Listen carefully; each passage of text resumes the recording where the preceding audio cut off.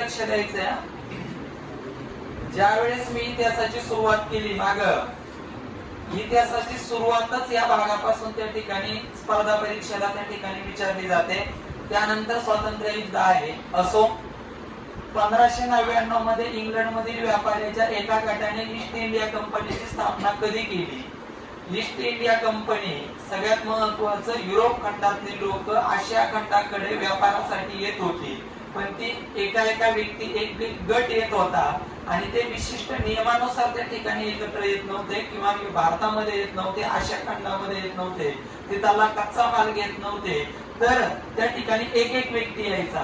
पण 1599 मध्ये काय झालं तर एक गट आला आणि त्यांनी कम्प्लिटली 31 डिसेंबर 160 लीप वर्षाला ईस्ट इंडिया कंपनीची स्थापना केलेली आहे. नीट ऐका, मार्क पडणार म्हणजे पडणार. पुढील भरतीला असा विचित्र प्रश्न टाकला जात नाही, प्रश्न सरळ आहे. ईस्ट इंडिया कंपनीची स्थापना कधी झाली? 31 डिसेंबर 1600. पण ज्यावेळेस ईस्ट इंडिया कंपनीची स्थापना झाली त्यावेळेस इंग्लंड मध्ये, युरोप खंडामध्ये राणी होती, राणी एलिझाबेथ तिचं नाव होतं. तिने सर्वप्रथम 15 वर्षासाठी सनद दिली होती की तुम्ही 15 वर्ष व्यापार करू शकता, त्यानंतर तुम्हाला सनद द्यायची का नाही आम्ही त्या ठिकाणी ठरवू. पहिल्यांदा 15 वर्षासाठी सनद दिली होती. मी रविवारी जे पेपरला जाणार आहे त्यांनी बारकाईने नीट काय का 15 वर्षासाठी सनद राणी एलिझाबेथने दिली होती. आणि त्यानंतर एक गट आला, 10-15 व्यक्ती आले, त्यांनी हिंदुस्थानामध्ये 31 डिसेंबर 1600 ला ईस्ट इंडिया कंपनीची स्थापना केली. पोलीस भरती त्या बिंदू भोवतीच अंके पसरत आहे की ईस्ट इंडिया कंपनीची स्थापना हिंदुस्थानामध्ये कधी झाली? 31 डिसेंबर 1600. पहिल्यांदा राणी एलिझाबेथने त्या ठिकाणी 15 वर्षाची सनद दिली होती. पण 1609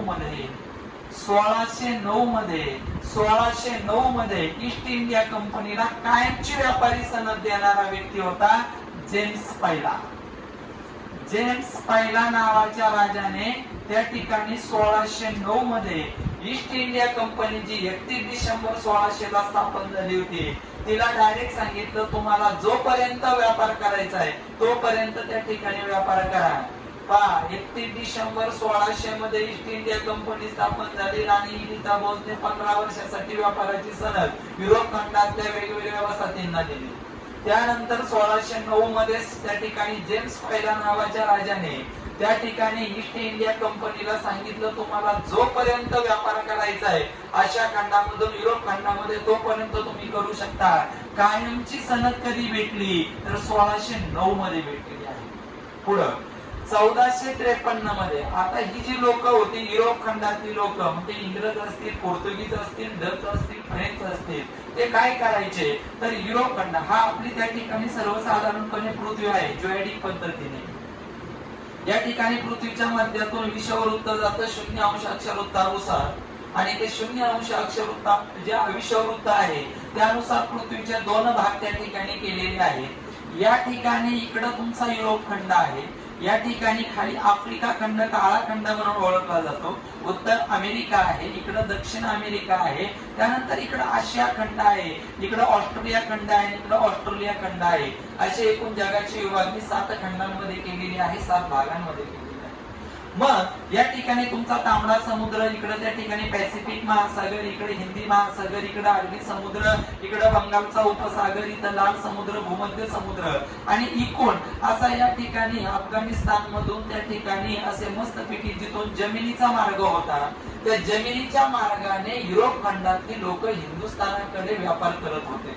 पण काय झालं 1453 मध्ये तुर्क लोकांनी शब्द लय महत्वाचा आहे. 1453 मध्ये नीट ऐका, 1453 मध्ये तुर्क लोकांनी युरोप आणि आशिया खंडाकडे येण्याचा एक महत्वाचं ठिकाण होतं. त्या ठिकाणाला पूर्वीच्या काळी कॉन्स्टँटिनोपल नावाचं शहर म्हणायचं, त्याचं नाव सध्या इस्तंबूल आहे. नीट ऐका, गोष्टीरूप ऐका. सेम टू सेम प्रश्न तुम्हाला मार्च महिन्यात असे दिसणार आहे. 1453 मध्ये तुर्कस्ताननी युरोप खंडाकडून आशिया खंडाकडे जो खुसकीचा मार्ग होता, जवळचा मार्ग होता येण्याचा, तो मार्ग तुर्क लोकांनी जिंकलाय. तुर्कांनी जिंकलाय. आणि तुर्कांनी कोणता शहर जिंकलं? कॉन्स्टॅन्टिनोपल नावाचं शहर आहे, त्याला आता इस्तंबूल म्हणतात. नितीन पर्यायामध्ये इस्तंबूल दिसणार तुम्हाला, हे नाही दिसणार. इस्तंबूल नावाचं शहर तुर्क लोकांनी जिंकल्यामुळं तुर्कांनी सांगितलं तुम्हाला अजिबात इथून जाता येणार नाही, तुम्ही जायचंच. आता युरोप खंडातली लोक, आशिया खंडा म्हणजे सोने की चिडिया होतं. इथून मोठ्या प्रमाणामध्ये कच्चा माल उचलला जायचा, युरोप खंडामध्ये नेला जायचा, पक्का माल केला जायचा, परत आशिया खंडाकडे आणला जायचा. मोठ्या प्रमाणामध्ये त्या ठिकाणी उत्पन्न त्या ठिकाणी युरोप खंडातली लोक त्या ठिकाणी काढायचे. आता मार्ग बंद झाल्यानंतर परत त्या ठिकाणी आशिया खंडाकडे येणं मार्ग त्यांना शोधणं गरजेचंच होतं. आणि युरोप खंडाचं वैशिष्ट्य समजून घ्या. युरोप खंड हा जगाचं छप्पर म्हणून ओळखलं जातं. पाण्याचं पठार तिथं आहे. नाईल नदी जी विजित नदी आहे, जगातली सर्वात मोठी नदी, अमेझॉन नदी जी युरोप खंडामध्ये त्या ठिकाणी आहे. आणि युरोपियन युनियन संघ, त्याच्यात युरो नावाचं चलन त्या ठिकाणी वापरलं जातं. तो युरोप खंडातले देश सर्व आहे, महत्वाचे सर्व बलाढ्य देश त्या ठिकाणी आहे. आणि मग त्या ठिकाणी पहा आणि लक्षात घ्या की युरोप खंड हा भेट सर्व बाजूंनी पाणी त्याच्यात. आणि मग त्यांना तिथली सर्वच लोक उत्तम दर्यावरती आहे. 10-20 दिवस सलग त्या ठिकाणी पाहुण्याचं काम त्या ठिकाणी करतात. आणि मग काय झालं की युरोप खंडातल्या लोकांना आशिया खंडाकडे आता समुद्रामार्गे मार्ग शोधणं गरजेचं होतं. म्हणून सगळ्यात महत्वाचा कोलंबस नावाचा व्यक्ती त्या ठिकाणी निघाला. कोलंबसला पृथ्वीचं परिवलन आणि परिभ्रमण समजलं नाही. आणि कोलंबसने त्या ठिकाणी सगळ्यात महत्वाच्या पॅसिफिक महासागराला वेढा घालून इकडे गेला. त्याच्या मागून अमेरिको गेला. आणि 1494 ला अमेरिका खंडाचा शोध लावला. याच्यावर मी काही बोललेलो नाही, फक्त इथं येतो. या ठिकाणी कोलंबस नावाचा व्यक्ती निघाला.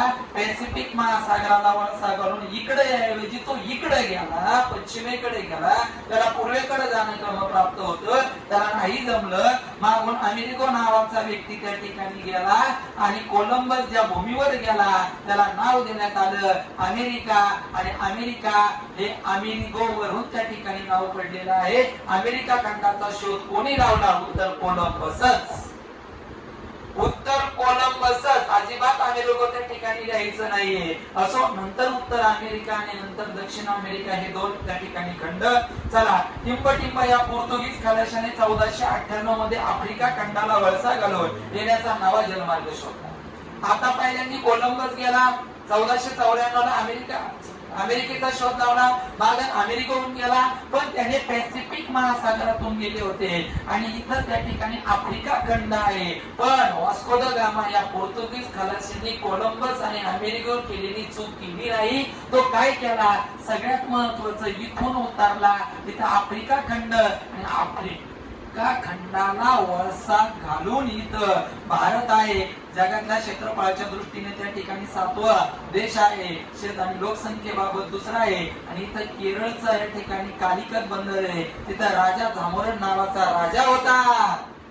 आणि 14 नाही, तात्यांच्या ठोकळ्यामध्ये 20 मे तारीख दिलेली आहे.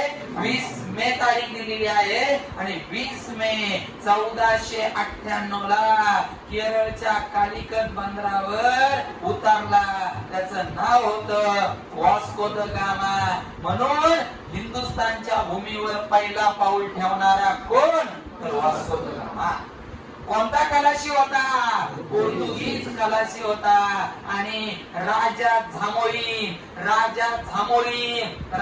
झामोरीने त्याचं स्वागत केलं. आणि ते उतरला होता ते ठिकाण केरळकडचं कालिकत बंदर. सगळे प्रश्न येऊन गेलेले तिन्हीच्या तिन्ही येऊन गेलेले. भारताच्या भूमीवर पहिल्यांदा पाऊल ठेवणारे कोण? पोर्तुगीज. भारताच्या भूमीवर येणारा पहिला पोर्तुगीज खलाशी कोण? Vasco the gamma. Vasco the gamma केरळमध्ये कुठे उतरला होता? कालिकत बंदरावर राजा झामोरींनी कोणाचं स्वागत केलं? Vasco the gamma. आणि तिथं त्यांना व्यापार करण्याची सवलत त्या ठिकाणी देऊन टाकली. आणि सर्वप्रथम त्या ठिकाणी पोर्तुगीज आले. नीट ऐका, येणाऱ्यांचा क्रम सर्वप्रथम पोर्तुगीज, नंतर डच आले, नंतर फ्रेंच आले आणि नंतर त्याच ठिकाणी इंग्रज आले. सॉरी, डच आले, इंग्रज आले आणि त्यानंतर त्या ठिकाणी फ्रेंच आले. फ्रेंचाचा ढोकले होता, लय महत्वाचा व्यक्ती, त्याच्यावर बोलायचं मला. आणि मग या ठिकाणी पहा, ज्या वेळेस तुमचा 1498 ला वास्को द गामा आला, राजा घामोरींनी त्याला व्यापाराची सनद देऊन टाकली, व्यापार करा म्हणून म्हटलं. पण पोर्तुगीज सुद्धा खूप बलाढ्य व्यक्ती, महत्वाची माणसं होती आणि त्यांनी सगळ्यात महत्वाचं तारीख नीट लक्षात घ्या, पेपरला टाकलेली 1510. 1510 1510 ला पोर्तुगीजांनी आदिलशहा कडून, शब्द लय महत्वाचा आहे, आदिलशहा कडून गोवा जिंकून घेतला. 1510 ला आदिलशहा कडून गोवा जिंकून घेतलाय. 1510 ला आदिलशहा कडून गोवा जिंकून घेतलाय. आणि आपण ज्यावेळेस इतिहास शिकवतो त्यावेळेस भारतात पोर्तुगीजांनी गोव्यामध्ये त्या ठिकाणी वसाहती स्थापन केल्या आणि शेवटपर्यंत ते गोव्यातच राहिले. 19 डिसेंबर 1961 गोवा मुक्ती दिन आहे. 19 डिसेंबर 1961 म्हणजे पोर्तुगीजांनी आपली वसाहत सर्वप्रथम गोव्यातच स्थापन केली आणि शेवटपर्यंत गोवा दीव दमनच्या भोवतालीच राहिले आणि गोवा मुक्त झाला. 19 डिसेंबर 1961 आदिलशहा महत्वाचा व्यक्ती खैरे, आदिलशहा कडून गोवा जिंकून घेतलाय. सर प्रश्न तुम्ही काय टाकलाय त्याच्यावर टायगर बोलतोय मी. पोर्तुगीजांनी खालीलपैकी 1510 मध्ये गोवा कोणाकोण जिंकून घेतला? उत्तर तुम्हाला आदिलशहा. आदिलशहावर एवढंच नाही, आदिलशहावर दुसरा प्रश्न महत्वाचा आहे. आदिलशहाकडे छत्रपती शिवाजी महाराजांचे वडील शहाजी राजे सुद्धा कामाला होते, लक्षात ठेवा. मी नाही सांगत कोणी वरती प्रश्न टाकलेला. फायनल 14 मे 1498 ला सैनिक व्यापार चालू केला. राजे घामोरींनी त्यांना त्या ठिकाणी स्वागत केलं आणि 1510 मध्ये गोवा क्षेत्रफळाच्या दृष्टीने सर्वात लहान घटक राज्य 1510 मध्ये पोर्तुगीजांनी गोवा आदिलशहा कडून त्या ठिकाणी जिंकून घेतला. गोव्यानंतर दीव दमन आणि शेवटपर्यंत तिथे राहिले. भारताला जरी 1947 ला स्वातंत्र्य मिळालं असलं तरी 19 डिसेंबर 1961 पर्यंत गोव्यामध्ये पोर्तुगीज होते. म्हणून सर्वप्रथम येणारे पोर्तुगीज आहे आणि सर्वात शेवटी निघून जाणारे सुद्धा त्या ठिकाणी पोर्तुगीजच आहे. चला पुढं. मुंबई हे बेट प्रथम टिंबटिंबच्या ताब्यात होते, पण तेथील राजाने ते इंग्लंडचा राजा दुसरा चान्स या विवाहानिमित्त 1661 मध्ये आंदोलन म्हणून देऊन टाकले. पोर्तुगीज आले, पोर्तुगीज नंतर डच आले, इंग्रज आले, फ्रेंच आले. पण आपल्याला 150 वर्ष ज्यांनी राज्य केलं ते इंग्रज होते. इंग्रजांनी असं तसं राज्य नाही केलं. मुंबई बेट जे नैसर्गिक बंदर म्हणून ओळखलं जातं, भारतातलं एकमेव नैसर्गिक बंदर आहे. युरोप खंडातल्या लोकांना जर हिंदुस्थानात यायचं असेल तर सर्वात मोठं बेट मुंबई बेट आहे, त्याच्यावरच उतरावं लागतं. आणि त्या मुंबई बेटावर राज्य होतं हॉलंड. हॉलंड हॉलंड हॉलंड शब्द वेगळा आहे. आपल्याला पोर्तुगीज म्हणजे आठवतो, आपल्याला डच आठवतात, आपल्याला फ्रेंच आठवतात, आपल्याला इंग्रज आठवतात. हॉलंडवाडी लोक आपल्याला आठवत नाही. लक्षात ठेवा, त्या मुंबई बेटावर हॉलंडचं त्या ठिकाणी युरोप खंडातला एक त्या ठिकाणी लोक आहेत, देश आहे. त्या हॉलंडचं संपूर्ण वर्चस्व होतं. मुंबई 4 वाक्य बोलते, नीट ऐकायचंय मागाशी ते. मुंबई 7 बेटांचं शहर, मुंबई नैसर्गिक बंदर, भारताची आर्थिक राजधानी, महाराष्ट्राची राजधानी आणि सगळ्यात आयएमपी. मुंबई बंदराचा ताण कमी करण्यासाठी 1989 मध्ये रायगड जिल्ह्यामध्ये जीएनपीटी पंडित जवाहरलाल नेहरू आंतरराष्ट्रीय त्या ठिकाणी बंदर स्थापन झालं आणि ते मुंबई बंदरावर ताबा होता त्या ठिकाणी हॉलंडचा. पण 1661 मध्ये त्या ठिकाणी इंग्लंडचा राजा दुसरा चार्ल्सला हॉलंडच्या राजाची मुलगी दिली. एका राजा होता, त्याची मुलगी दिली आणि तो हॉलंडचा राजा म्हणला मुंबई बेट तुम्हाला देऊन टाकला. आणि मग इंग्रजांची तिथून पुढे सत्ता त्या ठिकाणी सुरुवात झाली. 1676च्या संधीने ईस्ट इंडिया कंपनीला टिंबटिंब महत्वपूर्ण अधिकार मिळाला. 31 डिसेंबर 1600 मध्ये ईस्ट इंडिया कंपनी आली. त्याच्या आधी 1498 ला त्या ठिकाणी सगळी त्या ठिकाणी युरोपची मंडळी भारतामध्ये यायला लागली होती, कारण मार्ग आता त्या ठिकाणी वास्को द गामाने शोधून काढला होता.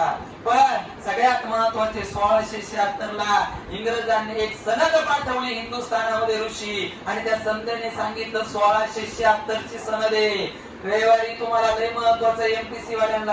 आणि 1676 संधीने काय झालं माहितीये, त्या संधीने मुंबईमध्ये नाणे पाडण्याचा कारखाना सुरू झाला. नाणं पाडण्याचा कारखाना सुरू करावा अशी त्या ठिकाणी तिकडून सांगण्यात आलं इंग्रजांकडून. आणि सगळ्यात महत्वाचं, पण मुंबई होती का इंग्रजांची? होती ना. त्यांना 1661 ला भेटली होती. कधी भेटली होती? 1661. आणि मग 1676 ला सनद आली इंग्लंड कडून की इंग्रजांनो मुंबई आपल्याला भेटलेली, मुंबईला महत्वाचं बेटे नैसर्गिक बंदर आहे. जर आपल्याला तिथं उत्तम व्यापार करायचा असेल, कायमस्वरूपी हिंदुस्थानामध्ये व्यापार करायचा असेल, तर तिथं अर्थकारण तयार होणं गरजेचं आहे. आणि अर्थकारणासाठी नाणं पाडणं गरजेचं आहे. आणि 1676 संधीनुसार इंग्रजांना मुंबईमध्ये नाणं पाडण्याचा त्या ठिकाणी अधिकार भेटला. पुढं त्या ठिकाणी सगळ्यात महत्वाचा इसवी सन टिंबटिंबच्या संधीने ईस्ट इंडिया कंपनीला भारतातील दुसऱ्या कोणत्याही सत्तेचे युद्ध किंवा तह करण्याचा अधिकार दिला. लक्षात ठेवा, 1683 पर्यंत ईस्ट इंडिया कंपनीला सांगण्यात आलं होतं तुम्ही फक्त व्यापार करायचा, कोणासंग युद्ध करायची अजिबात नाही युद्ध करायचं. तुम्ही फक्त कच्चा माल घ्यायचा. आपल्या मस्तपैकी जो मार्ग वास्को द गामाने शोधलेला आहे तिकडे युरोप खंडात यायचं, पक्का करायचा. तुम्हाला काय लोकांना लुबाडायचं असं लुबाडायचं, पण तुम्ही अजिबात डच, इंग्रज, फ्रेंच आडातोंडूने यांच्या संग युद्ध करायचं नाही म्हणजे नाही. किती भारी सांगतोय मी गोष्ट रोपा, ते तुम्ही किती वाचा लक्षात राहणार. आणि मग 1683 ला सनद आली शिरूरकर. आणि त्या 1683 संधीने ईस्ट इंडिया कंपनी मी अजून इंग्रज शब्दच वापरला नाही. ईस्ट इंडिया कंपनीला सांगितलं संधीने की तुम्ही आता तुम्हाला कोणासंग युद्ध करायचे त्यांच्या संग तुम्ही त्या ठिकाणी युद्ध करा. 1683 इंग्रजांची भारतातली पहिली वकार पुढे सुरत. प्रश्न नितीन काय लिहिलाय पहा, इंग्रजांनी खालीलपैकी कोणत्या ठिकाणी वसाहतच स्थापन नाही केली? त्याचं उत्तर मरेपर्यंत लक्षात ठेवायचं पदुच्चेरी. काय लक्षात ठेवायचं? पदुच्चेरी मध्ये फक्त फ्रेंच होते. मी फ्रेंचांची तीनही युद्ध सांगणार आहे. फ्रेंच इंग्रज युद्ध ज्याला आपण म्हणतो 1646 ते 1646 त्या ठिकाणी 63 पर्यंत जे युद्ध झाले त्याच्यावर बोलायचे आपल्याला. सुरत, चला, काळीकत म्हणजे सध्याचं कालिकत, पदुच्चेरी, चंद्रनगर या ठिकाणी टिंबटिंबच्या वसाहती होत्या. फ्रेंच लोकांच्या वसाहती होत्या. फ्रेंचांची मुंबईला वसाहत नव्हती, फ्रेंचांची मद्रासला वसाहत नव्हती. फ्रेंचांची त्या ठिकाणी सर्वात जास्त काळ फक्त पदुच्चेरीलाच त्या ठिकाणी वसाहत राहिलेली आहे. लक्षात ठेवायचंय. कालिकत म्हणजे सध्याचं कालिकत बंदर केरळचं. पदुच्चेरी, चंद्रनगर या ठिकाणी कोणाच्या वसाहती होत्या? फ्रेंचांच्या. इंग्रजांची वसाहत अजिबात पदुच्चेरीला नव्हती. शेवटपर्यंत डोक्यात ठेवा, पदुच्चेरीच आपलं शेवटपर्यंत उत्तर. पुढं वास्को द गामा 1498 मध्ये भारतात आले. भारताच्या पश्चिम किनाऱ्यावर टिंबटिंब या ठिकाणी तो प्रथम उतरला. तेव्हा तेथील राजा जामोरिनने त्यांनी त्याचं स्वागत केलं व व्यापाराची सनद दिली. कोणत्या बंदरावर आला? कालिकत बंदर केरळ. सर्वात जास्त स्त्रियांचं प्रमाण केरळ, सर्वात जास्त साक्षरता केरळ, सर्वात जास्त मसाल्याचे पदार्थ केरळ, सर्वात जास्त रबराचं प्रमाण केरळ. भारतातला पहिला 100% साक्षर जिल्हा केरळ.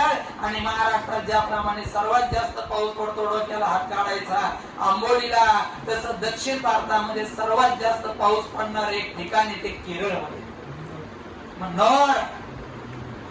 दक्षिण भारतात सर्वात जास्त पाऊस कुठे पडतो? मन्नोरला पडतो. मन्नोर केरळला आहे, केरळ. आणि महाराष्ट्रात सर्वात जास्त पाऊस कुठे पडतो? तुमचा आंबोली. आणि जगात आणि भारतात सर्वात जास्त पाऊस कुठे पडतो? मोसमीरान, मेघालय. चला पुढे जायचंय. इंग्रजांनी कोणत्या ठिकाणी वसाहतच नव्हती? पदुच्चेरी. कारण पदुच्चेरीला वसाहत कोणाची होती? फ्रेंच. फ्रेंचांची वसाहत होती. पुढं गोवा, दीव, दमण या ठिकाणी दीर्घकाळ टिंबटिंब यांनी आपले वर्चस्व प्राप्त केले होते. कोणा? पोर्तुगीज. पोर्तुगीजांनी आपलं वर्चस्व ठेवलं होतं आणि पहिल्यांदा पोर्तुगीज झाले, सर्वात शेवटी निघून गेले पोर्तुगीज. गोवा मुक्त झाला. उद्या सकाळी जोपर्यंत त्याच्या पुढचा इतिहास नाही ना तोपर्यंत हे सगळं पाठ झालेलं पाहिजे. 19 डिसेंबर 1961 गोवा मुक्ती दिने, 17 सप्टेंबर मराठवाडा मुक्ती संग्राम दिने, 17 सप्टेंबर हैदराबाद मुक्ती संग्राम दिने. त्या दोन्ही पैकी एक तारीख आपल्याला पेपरला विचारली जाते. पुढे इसवी सन 1742 मध्ये पुदुच्चेरीचा फ्रेंच गव्हर्नर टिंबटिंब हा कर्तबगार आणि त्या ठिकाणी धोरणीग्रस्त आला. ज्या वेळेस आपण इतिहासाची स्वर्ण अक्षरातली पानसंख्येत उचकून पाहतो, ज्या वेळेस आपल्याला फ्रेंचांचा अभ्यास आता 11वी 12वीला आला, त्यावेळेस फ्रेंचांमध्ये एक सगळ्यात कर्तबगार व्यक्ती होता, त्याचं नाव डुप्ले होतं. त्याचं नाव काय होतं? डुप्ले. लक्षात ठेवा. जसं इंग्रजांची आपण नावं घेतो, वॉरन हेस्टिंग्ज असन, रॉबर्ट क्लाइव्ह असन, त्याच्यानंतर लॉर्ड डलहौसी असन, कॉर्नवालिस असन, वेलेस्ली असन, ही सगळी मंडळी ज्याची नावं घेतो, विल्यम बेंटिंक असन, लॉर्ड कर्झन असन, ही सगळी मंडळी आहे. तसाच त्या ठिकाणी तुमचा फ्रेंचांचा सगळ्यात कर्तबगार आणि धोरणीग्रस्त होता, त्याचं नाव डुप्ले. डुप्ले नावाचा व्यक्ती होता. डुप्ले मार्क देणारे आपल्याला डुप्ले. इंग्रज व फ्रेंच यांच्यात 3 युद्ध झाले, यांना टिंबटिंब युद्ध म्हणतात. त्यालाच आपण कर्नाटकचे युद्ध म्हणतो. 1746 ते 1763 या कालखंडामध्ये इंग्रज आणि फ्रेंच यांच्यात जबरदस्त 3 युद्ध झाले. ते तिन्ही युद्ध पोलीस भरतीला येऊन गेलेले. काय युद्ध झाली? इंग्रजांना आता 1684 च्या संधी कायद्यानुसार ईस्ट इंडिया कंपनीला सांगितलं होतं तुम्हाला कोणाशी लढायचं ते लढा.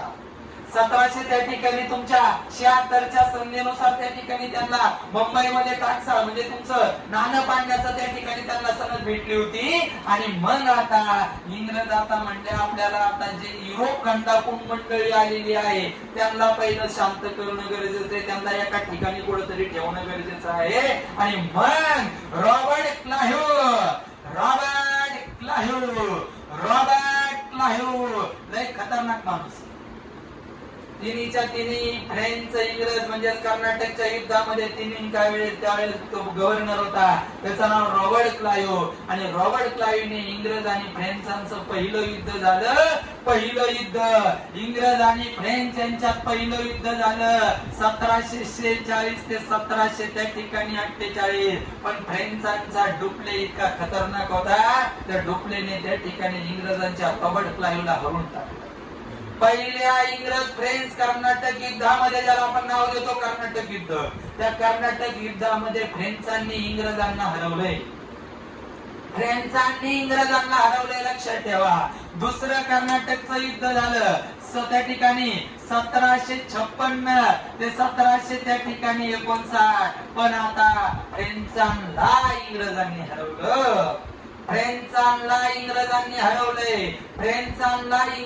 हरवलंय दुसऱ्या कर्नाटकच्या युद्धात. आणि तिसरं कर्नाटकचं युद्ध 1763 तर त्या ठिकाणी 1766 या कालखंडामध्ये झालं.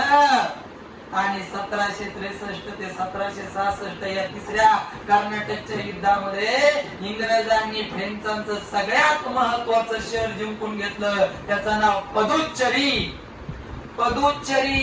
पदुच्चेरी जिंकून घेतलंय. पण परत एक तह झाला एमपीसी ला आला होता निश्चित माग, त्याचं नाव पॅरिसचा तह 1763 ला झाला. आणि या पॅरिसच्या तहाने इंग्रजांनी पदुच्चेरी मागे येऊन टाकली फ्रेंचांना. आणि शेवटपर्यंत फ्रेंच एकाच ठिकाणी राहिले, त्याचं नाव काय? पदुच्चेरी. पण दुसरे फ्रेंच युद्ध 1755 मध्ये कर्नाटक कोणत्या तहाने त्या ठिकाणी संपुष्टात आली. पहिलं इंग्रज युद्ध फ्रेंचांनी इंग्रजांना हरवलं. दुसरं इंग्रज फ्रेंच युद्ध ज्याला कर्नाटकचं युद्ध म्हणतो, इंग्रजांनी फ्रेंचांना हरवलं. एक तह झाला आणि त्या तहाने दुसरं कर्नाटकचं युद्ध संपुष्टात आलं. नाही ते कोणतं तह? कोणता? बस नाही मराठीत कोणता? सालाबाईचा तह.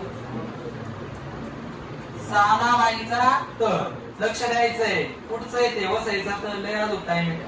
हा, इंग्रज फ्रेंच युद्ध, त्याला कोणते युद्ध म्हणायचे? 1746 ते 1766.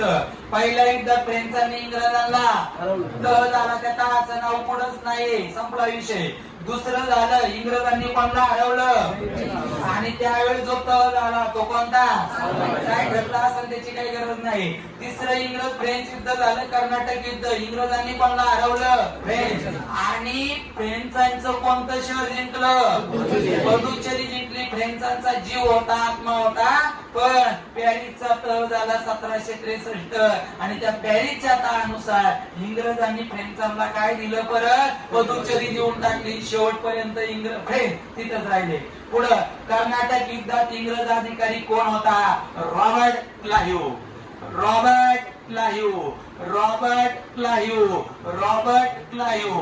बघा बरं का, दुसरं इंग्रज फ्रेंच युद्ध काय झालं त्याचं कारण छोटस सांगून टाकतो. फ्रेंचांना वाटलं आपण इंग्रज सहज हारू शकतो, कारण पहिल्या युद्धात हरवलं होतं. दुसऱ्या युद्धात काय झालं? सध्याच कर्नाटक, त्यावेळेस अक्राणी नावाचं शहर होतं ते, आणि त्या हैदराबाद, इथं हैदराबाद फ्रेंचांना घ्यायचं होतं. पण फ्रेंच जाण्याच्या आतच इंग्रज तिथं गेले. इंग्रज आणि फ्रेंचामध्ये त्या ठिकाणी युद्ध झालं, त्यालाच कर्नाटकचं दुसरं युद्ध म्हणतो. चला, कर्नाटकच्या तिसऱ्या युद्धामध्ये रॉबर्ट क्लाइव्ह नावाचा इंग्रज अधिकारी होता, आणि फ्रेंचांना एकाच ठिकाणी बसवलं, पदुचेरी. पुढं 1757. 1757. आता दुसऱ्या इंग्रज फ्रेंच युद्धामध्ये, कर्नाटकच्या युद्धामध्ये इंग्रजांनी फ्रेंचांना हरवलं होतं. आता आपला भारत आहे 32,87,263. इंग्रजांनी पश्चिम भारत चांगल्यापैकी काबीज केला होता. डचांना हरवलं होतं, फ्रेंचांना हरवलं होतं, सगळ्यांना शांत केलं होतं, पोर्तुगीजांना पण शांत केलं होतं. पण त्यांना इकडे जायचं होतं, सुंदरवनकडे. त्याला आपण भारतातलं सगळ्यात महत्वाचं ठिकाण पश्चिम बंगाल मधला त्रिभुज मैदानी प्रदेश आहे, सुंदरवन. तिकडे जायचं होतं, कारण मसाल्याचे पदार्थ, कापूस, ताग, सगळं तुमचा चहाचे मुळे सगळे इकडे होते, म्हणून त्यांना तिकडे जायचं होतं. आणि मग 1757 मध्ये प्लासीच्या लढाई झाली. तारीख होती 23 जून 1757.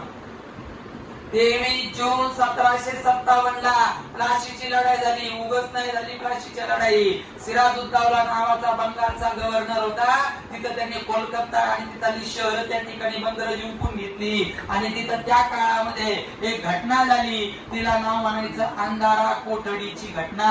आणि त्या अंधारा कोठडीच्या घटनेमध्ये इंग्रजांचे बाजार गुंगे मरण पावले, इंग्रजांच्या पत्न्या मरण पावल्या, इंग्रजांची मुलं, म्हातारी माणसं मरण पावली. इंग्रज खवळले. आणि 23 जून 1757 ला इंग्रज विरुद्ध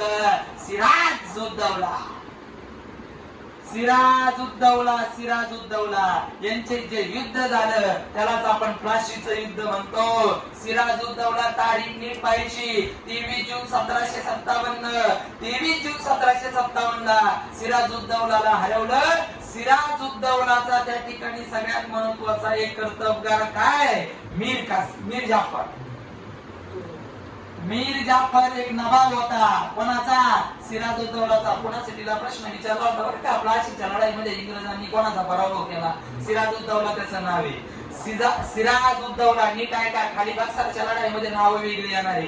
सिराजुद्दौलाचा त्या ठिकाणी सगळ्यात महत्वाचा एक कर्तबगार कोण? सेनापती. कर्तबगार सेनापती होता. याचा सेनापती हा होता. नीट आहे का? बदल कसा झालाय? कर्तबगार सेनापती होता मीर जाफर. मीर जाफरला गाजर दाखवलं, सिराजुद्दौला आपण हरून टाकू आणि त्याच्या जागी तू त्या ठिकाणी तोला नवाबपती बसवून टाकू. झालं ते. मीर जाफर अतिशय कर्तबगार होता, सेनापती होता. मीर जाफर तटस्थ राहिला आणि तटस्थ राहिल्यामुळं इंग्रजांनी सिराजुद्दौला हरवलं आणि पोलीस भरतीला प्रश्नचिन्ह तयार झाला. काय? तर कोणत्या लढाईने इंग्रजी सत्तेचा पाया हिंदुस्थानात घातला? तर प्लासीची लढाई. प्लासीची लढाईने इंग्रजी सत्तेचा पाया घातला. प्लासीची लढाई कधी झाली? 23 जून 1757. इंग्रजांचा विजय, सिराजुद्दौलाचा पराभव. कारण मीर जाफर नावाचा त्या ठिकाणी सेनापती तटस्थ राहिला. मीर जाफर कोणाचा होता? सिराजुद्दौलाचा. पण इंग्रजाचे हलके सारखे नव्हते. मीर जाफरला नवाबपदी बसवलं आणि सांगितलं, तुला काहीतरी आम्हाला पैसे द्यावे, पैसे द्यावेच लागतील तुला. आता नवाबपदी बसायचं म्हणलं. मीर जाफर नाही म्हणला. मीर जाफर म्हणला लगेच, तुम्हाला दर 6 महिन्याला मी तुम्हाला लागेल तेवढे पैसे, तुमचं आपलं काय बोललो मी तेवढं देऊन टाकील. आणि मीर जाफरने पहिल्या 6 महिन्यात पैसे दिले. पण नंतर मीर जाफरला काय पैसे देता आले नाही, कारण कर्ज गोळा करता येईना. आणि मग मीर जाफरचा जावाई मीर कासिम, बघा आता, मीर जाफरचा जावाई मीर कासिम याला नवाबपती बसवलं. मीर जाफरला हकलून दिलं. आणि राज्यसेवेला प्रश्न आला, इंग्रजांनी मीर जाफरला नवाब पदावरून का दूर केलं? त्याचं 3 नंबरचं उत्तर राज्यसेवेला दिलंय.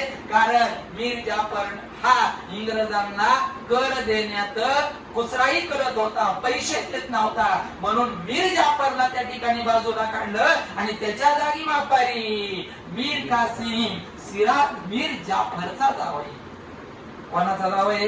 मीर जाफरचा जावई. त्याला नवाबपदी बसवलं, त्याला परत हाकलून दिलं. मग आता कोण लय पेटला होता? लय पेटलेला कोण? मीर कासिम. कारण त्याला हाकलून दिलं. मीर जाफर मेला असताना त्यावेळेस. आणि मग प्लासीच्या लढाईत इंग्रजांनी कोणाचा पराभव केला? त्याचं उत्तर काय? सिराजुद्दौलाचा पराभव केलेला आहे. बक्सरची लढाई कधी झाली? 22 ऑक्टोबर 1764. आणि मग का झाली नीट ऐका. सिराजुद्दौलाला हरवलं. त्याचा सेनापती मीर जाफरांना मीर जाफरीला हाकलून दिलं. त्याचा जावाई मीर कासिम आणला. मीर कासिमला हाकलून दिलं. मीर कासिम होता. त्याच्यानंतर अवधचा सुलतान त्या ठिकाणी सुजाउद्दौला आणि मीर जाफर. कोण? बरोबर का? शाह आलम विरुद्ध इंग्रज. सगळे एकत्र आले. मीर कासिम एकत्र आला. इथं सिराजुद्दौला, इथं सुजाउद्दौला, अवधचा सरपंच आणि शाह आलम, हे सगळे एकत्र आले आणि इंग्रजांना लढायला लागले. आणि इंग्रजांनी त्यावेळेस बक्सरची लढाई केली 22 ऑक्टोबर 1764. आणि 22 ऑक्टोबर 1764 मध्ये इंग्रजांनी मीर कासिम, त्याच्यानंतर सुजाउद्दौला आणि शाह आलमचा पराभव केला. आणि प्लासीची लढाई सुद्धा जिंकली आणि बक्सरची लढाई सुद्धा जिंकली. आणि प्लासीच्या लढाईने घातलेला इंग्रजी सत्तेचा पाया बक्सरच्या लढाईने काय केला? मजबूत करून टाकला. लक्षात ठेवा, कोणत्या लढाईने इंग्रजी सत्तेचा पाया घातला? कोणत्या लढाईने मजबूत केला? बक्सरच्या लढाईने त्या ठिकाणी मजबूत केला. आणि नंतर तोपर्यंत हिंदुस्थानामध्ये आला बंगालचा गव्हर्नर होता. कोण होता? आणि प्लासीच्या आणि बक्सरच्या लढाईमध्ये सुद्धा बंगालचा गव्हर्नर रॉबर्ट क्लाइव्ह होता. बंगालचा शेवटचा गव्हर्नर 1772 ला हिंदुस्थानामध्ये आला. त्याचं नाव वॉरन हेस्टिंग्ज. 1772 ला आलाय. बंगालचा शेवटचा गव्हर्नर. मी बंगालचा गव्हर्नर शब्द वापरलाय. मी बंगालचा गव्हर्नर जनरल नाही म्हटलं. बंगालचा शेवटचा गव्हर्नर 1772 ला वॉरन हेस्टिंग्ज नावाचा आला. आणि त्यावेळेस हिंदुस्थानामध्ये सुरू झाली होती रॉबर्ट क्लाइव्हची कायम धाराबंदी. नंतर लॉर्ड वेलेस्लीची तैनाती पद्धत, लॉर्ड कॉर्नवॉलिस सगळं आजच बोलणार आहे. बघा, कोणत्या कायद्याने बंगालचा गव्हर्नर जनरल झाला?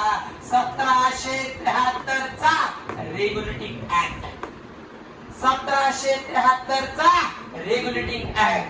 1773 चा शिंदे रेग्युलेटिंग ऍक्ट आणि मग बंगालचा शेवटचा गव्हर्नर वॉरन हेस्टिंग्ज आणि बंगालचा पहिला गव्हर्नर जनरल त्या ठिकाणी तुमचा वॉरन हेस्टिंग्जच.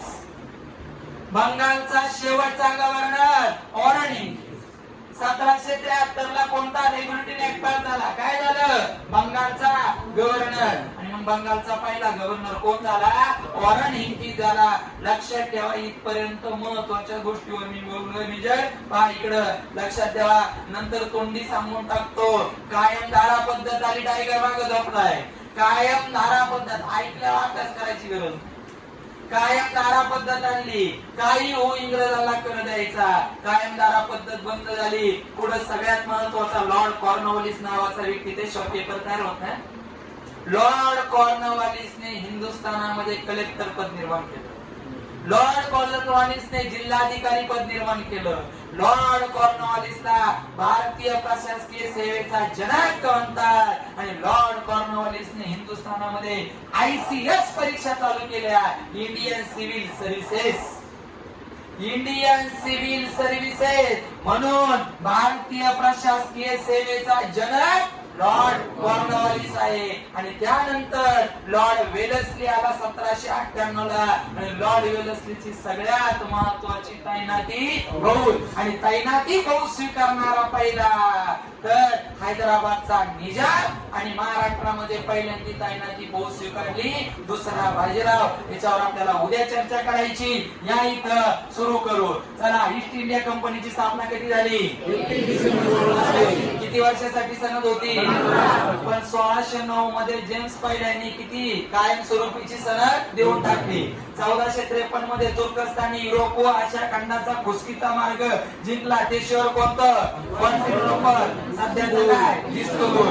त्याच्यानंतर टिंबटिंब या पोर्तुगीज खलाशाने आफ्रिका खंडाला वळसा घालून जलमार्ग शोधला. कोणता? वास्को दा गामा. बरोबर. वास्को दा गामा कधी आला? 20 मे 1498. कुडाला मग भारतात पहिल्यांदा येणारी कोण? पहिला पोर्तुगीज खलाशी. आणि मग त्यांनी 1510 मध्ये आदिलशाह कडून काय जिंकला? पहिल्यांदी कोण आले? सर्वात शेवटी पण कोण निघून गेले?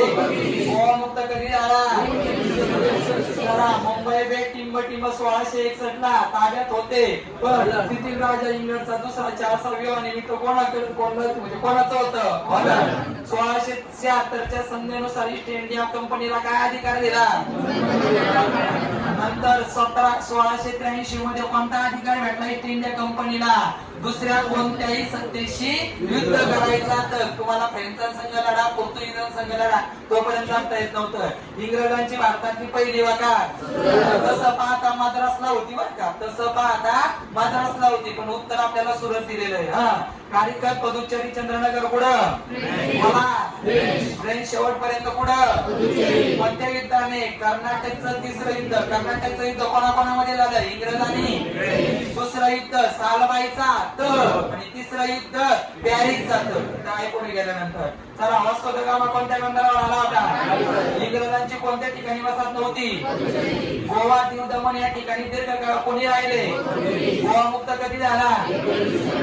1742 मध्ये कोणता फ्रेंच गव्हर्नर हिंदुस्थानामध्ये आला? डुप्ले. इंग्रज आणि फ्रेंच यांच्यात 3 युद्ध झाले, त्याला काय म्हणायचं? पहिल्या कर्नाटक युद्धात इंग्रजांनी फ्रेंचांना हरवलं का फ्रेंचांनी इंग्रजांना हरवलं? चला, दुसरं कर्नाटकचं युद्ध आरकूट म्हणजे सध्याचं कर्नाटक आणि हैदराबाद वरून झालं. इंग्रजांनी फ्रेंचांना हरवलं. कोणता तह झाला? तिसऱ्या युद्धामध्ये फ्रेंचांना इंग्रजांनी हरवलं. कोणता तह झाला? पॅरिसच्या तहाने. नीट ऐका, पॅरिसच्या तहाने इंग्रजांनी फ्रेंचांना काय दिलं? पदुच्चेरी. मी असाच प्रश्न लिहिलाय. पॅरिसच्या तहाने 1763 ला पॅरिसचा तह झाला. त्या तहाने इंग्रजांनी फ्रेंचांना खालीलपैकी कोणती वसाहत दिली? पदुच्चेरी. चला, कर्नाटक युद्धात इंग्रजांचा अधिकारी कोण होता? प्लासीची लढाई कधी झाली? प्लासीच्या लढाईने इंग्रजी सत्तेचा पाया घातला का मजबूत केला? मजबूत कोणत्या लढाईने केला? लढाईने त्या ठिकाणी केला. आणि बक्सरची लढाई, त्याआधी प्लासीची लढाई इंग्रज विरुद्ध सिराजुद्दौलाचा सरसेनापती कोण? मीर जाफरचा जावई कोण? पहिल्यांदा कोणाला बसवलं होतं? त्याला काढून टाकलं, मग कोणाला बसवलं? त्याला हाकलून दिलं, मग कोणती लढाई झाली? बक्सरची लढाई 22 ऑक्टोबर. मीर कासिम सुजा उद्दौला शाह आलम विरुद्ध इंग्रजांनी सगळ्यांना हरवलं आणि विषय संपून टाकला. आणि मग बंगालचा शेवटचा गव्हर्नर कोणाला? वॉरन हेस्टी. आणि 1773 ला कोणता ऍक्ट आला? Regulating act. आणि त्या रेग्युलेटिंग ऍक्ट नुसार काय निर्माण झालं? बंगालचा गव्हर्नर जनरल, पोलीस भरतीला 2021 ला प्रश्न आहे, बंगालचा गव्हर्नर जनरल पद कधी निर्माण झालं? 1773 चा प्रियंका रेग्युलेटिंग ऍक्ट. उद्याच्या पुढे चालू आहे, म्हणजे उद्या जवळ जवळ आपण राष्ट्रीय सभेपर्यंत जाणार आहोत.